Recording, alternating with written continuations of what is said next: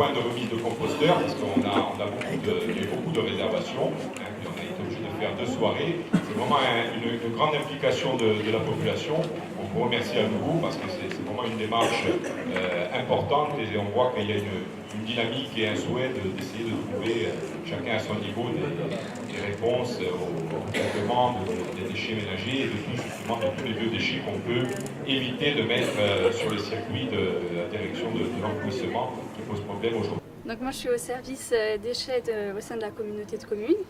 Donc je me suis occupée pour la réunion publique de répertorier toutes les personnes qui avaient rencontré les ambassadeurs du tri, de noter leur numéro de téléphone et de les contacter par SMS pour qu'ils se rendent à cette réunion.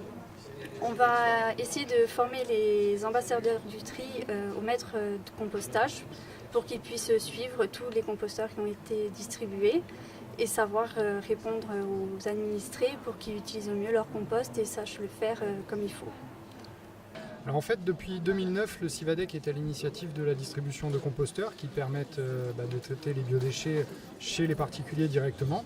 Et depuis 2009, le Civadec propose à l'ensemble de ses adhérents chaque année de distribuer des composteurs.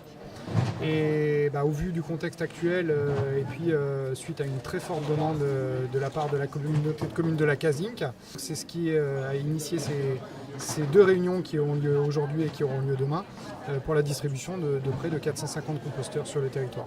Alors on va mettre tout ce qui est déchets verts, c'est-à-dire tout ce qui va être tombe de pelouse, tout ce qui va être petite brindille, tout ce qui vient du jardin, on va couper dans le jardin. On va les mettre à l'intérieur, sauf quelques exceptions, on reviendra plus tard. Et toutes les matières qui viennent de la préparation des cuisines, ou des restes de repas. Ça va être épluchures de fruits, épluchures de légumes, restes de repas surtout des féculents, comme des pâtes. C'est ce qu'on va faire rentrer à l'intérieur.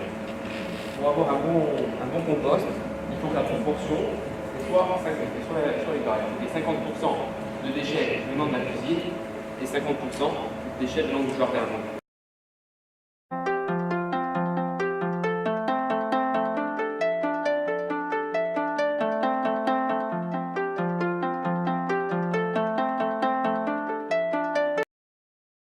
Et en 2016, on mettra à disposition 2 nouveaux composteurs individuels donc pour les particuliers.